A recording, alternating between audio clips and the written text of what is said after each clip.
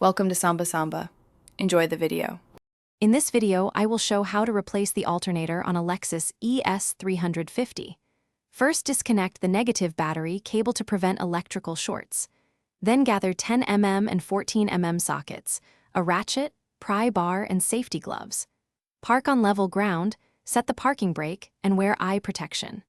Work methodically and take photos of wiring and bracket locations for reference during reassembly.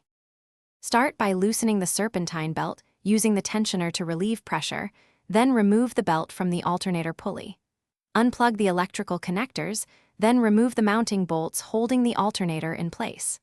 Support the alternator as you loosen bolts to prevent it from dropping. Compare the old unit with the replacement to ensure matching tabs and plug locations. Keep bolts organized and inspect the belt for wear before reuse. Install the new alternator by positioning it carefully and starting all mounting bolts by hand to avoid cross-threading.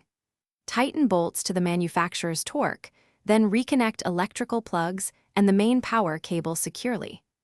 Reinstall the serpentine belt, ensuring proper routing around tensioner and pulleys, then release the tensioner to seat the belt. Reconnect the battery negative terminal and start the engine to verify charging system operation.